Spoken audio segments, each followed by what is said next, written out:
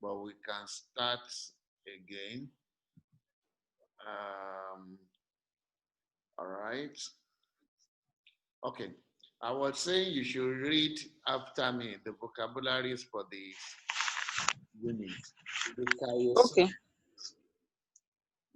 Decalosine. Dikaiosune. Decaiosune. Yeah. Evangelizomai. Owagelusea. Ma. Zomai. Oh my. Yeah. Evangelizomai. And that is, I preach the gospel. Marturia. Maturia. Witness or testimony. Then oikea. Oikea. House. House. House. Yeah. Paidion. Padion. Padion. Child. Child. Now, Ian. Ian.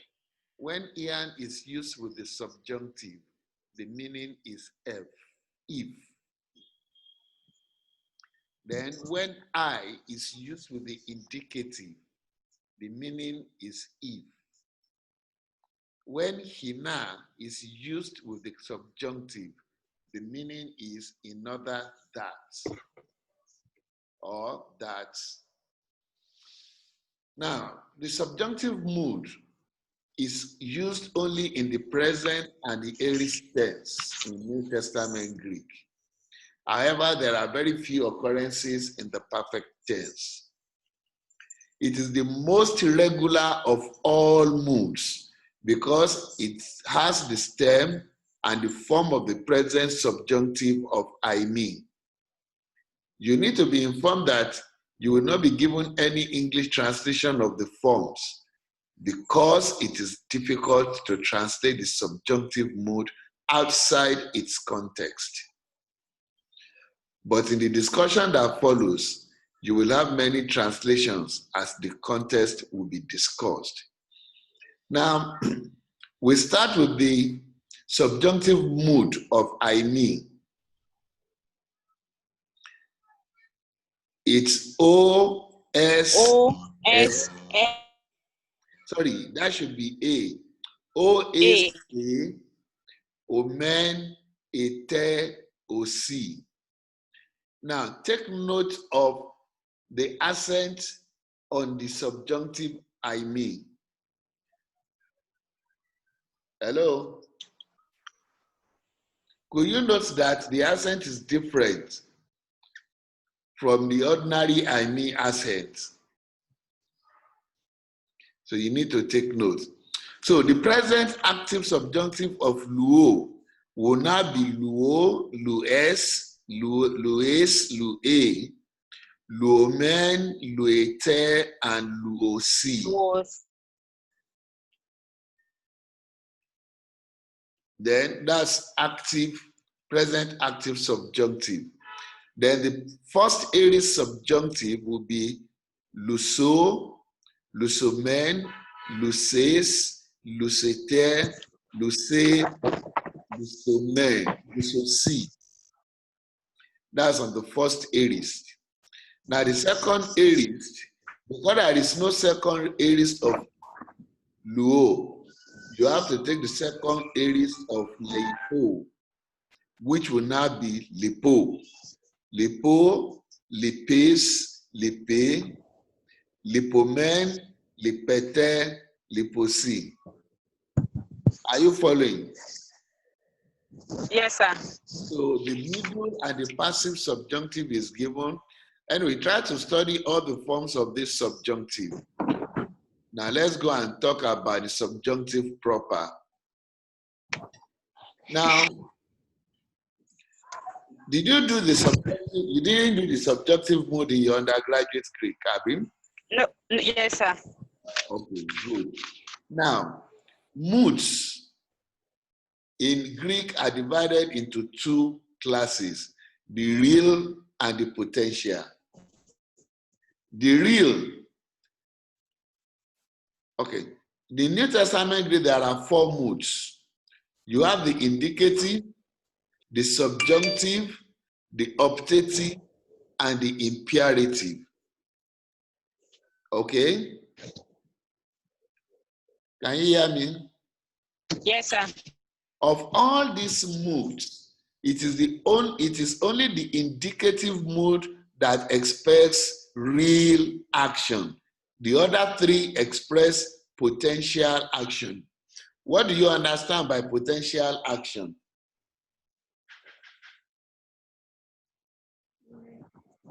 Can you answer me? Yes, sir. What do you understand by potential action?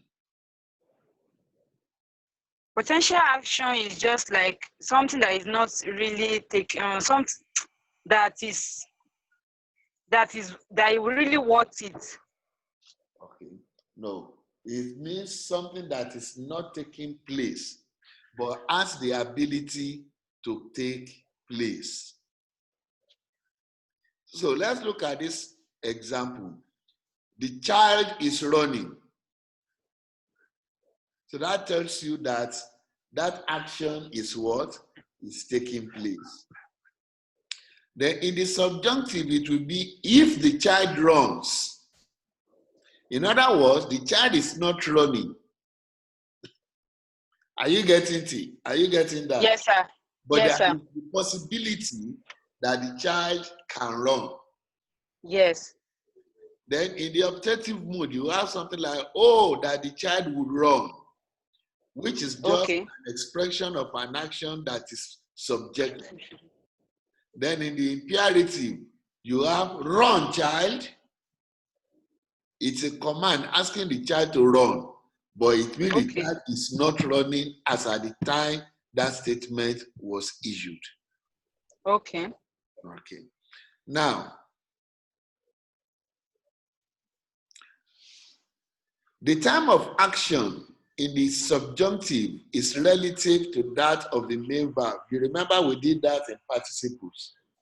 Yes, sir. Okay. So this time, what do we say here?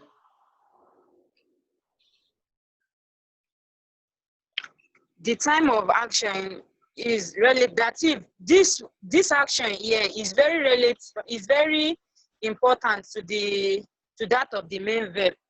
Okay, not just important. It means it is either okay, we'll get an example.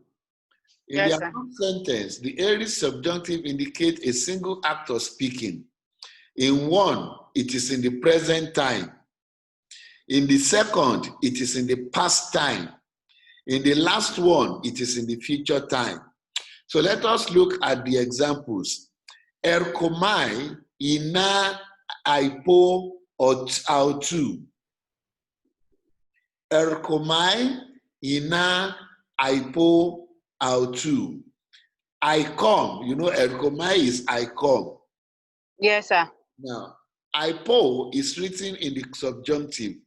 And we said when hina is used with the subjunctive, it means that or another that. So the meaning is I come that I may speak to him. Now, the action of the subjunctive is I have come. It takes precedence. It is an action that occurs before the action of the word of the main verb. The main verb is speak to him. So the coming has to take place before the speaking. Now, in the second example, it says, Elthon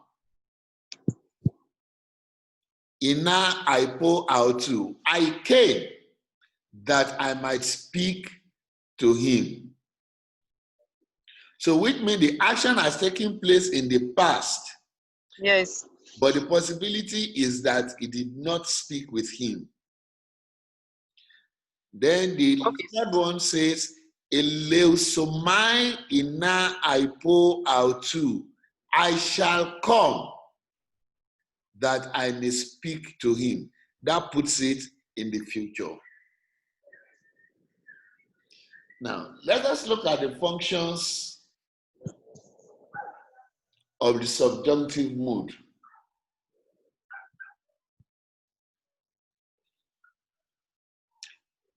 We have what we call the hortatory subjunctive. The hortatory subjunctive. The hortatory subjunctive makes use of the first person plural form of the verb to exhort other people to join in an action. Now, what does it make use of? First person what? First person Plural. So take note of it. First person plural. For example, also men, eyes, tongue, or a corn.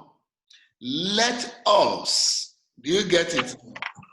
Yes, sir. Let us go into the house. So it's as if it is making an appeal to everybody to take an action. So, and this is the hortatory function is found only in the first person plural. Now you have what we call the prohibitive function.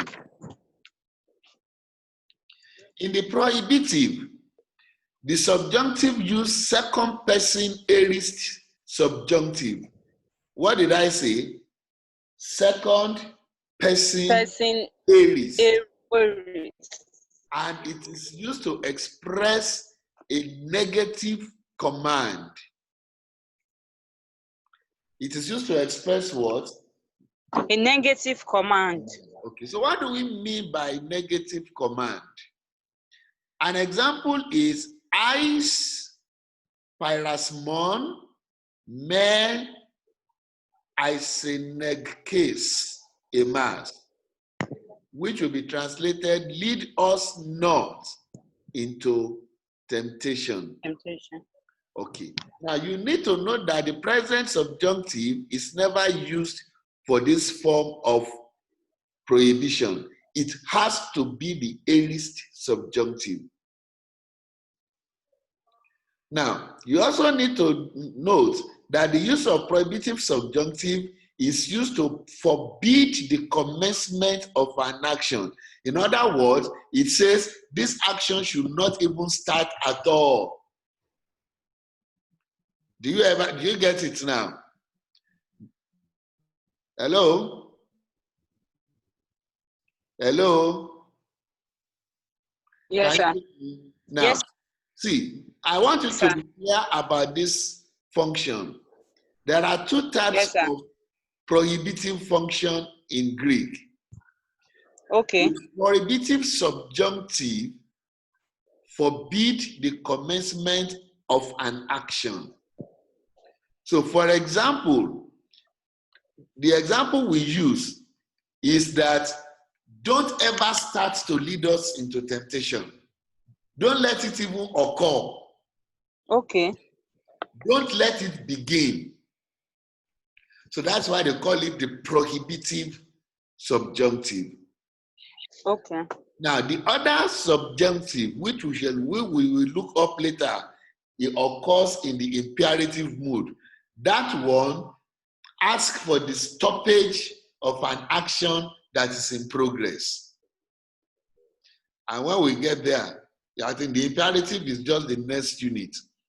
Now, you now have the deliberative function. The deliberative function is used to express a question, which is either a mere rhetorical device expecting no answer, or a real question which expects an answer in the imperative. For example, ti hypo umin. You see, there is a question mark there. Ti hypo umin, what shall I say to you? So, what shall I say to you can either be rhetoric, nobody expects an answer. And if an answer is expected, the answer will be, you can say this or you can say that. Now, the next function is that of this emphatic negation. What did I say?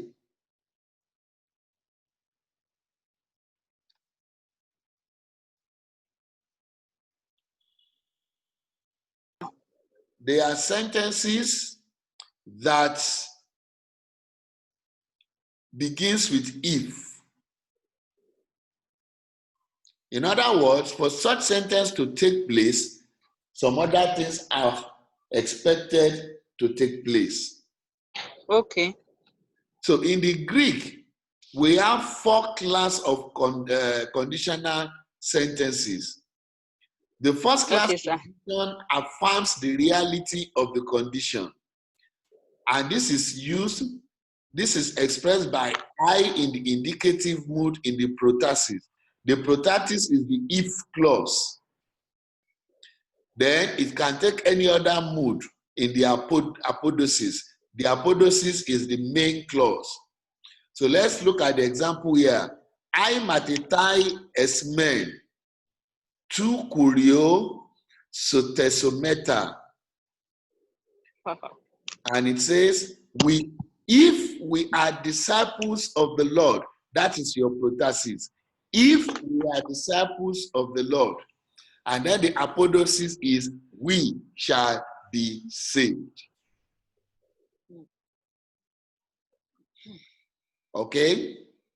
Yes, sir. Now, the second class condition is the contrary to fact condition.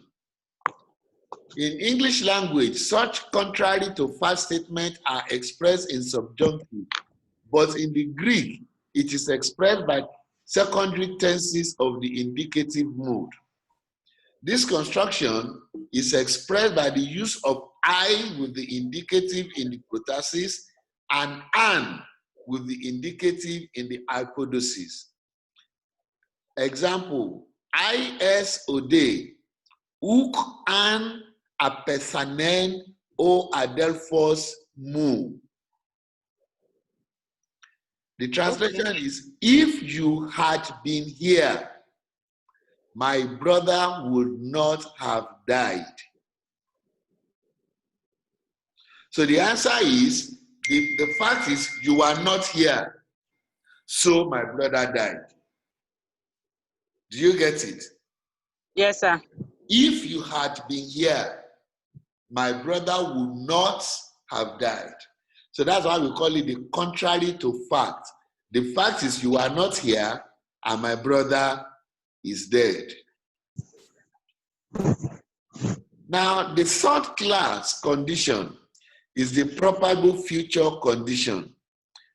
And this condition is expressed by an in the subjunctive, in the protasis, and any other form needed in the apodosis. So it is used to express an action that is not taking place, but will probably take place in the future. An example is touto poesomen ian epitrepe o. Hello? Are you back? Yes, sir. Okay, let's go on. Yes, sir. Let's go on. So, and the translation of that is, this we will do if God permits. Tauto poiesomen ian epitrepe. This we will do if God permits. Now, it means that though we are not doing it now, it is probable that we will do it on the condition that God permits. Now, the fourth class condition is the possible future condition. This construction is expressed by the use of I in the optative mood, protasis, and an in the optative mood in the apodosis. Now, let me just run to the, I think that should be, let's look at the, okay, I thought I was going to use, look at number 1 on self-assessment exercise. Ian Aipomen, Hoti, Amartian, Uk Ekomen. He alethaya uk estin en emin. What do you think that means? Can you translate that?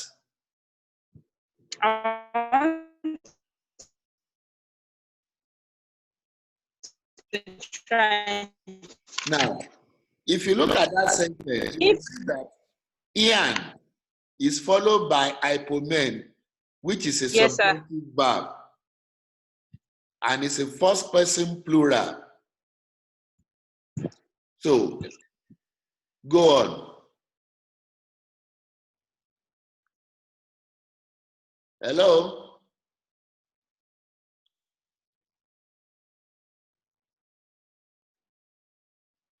Hello, Mary?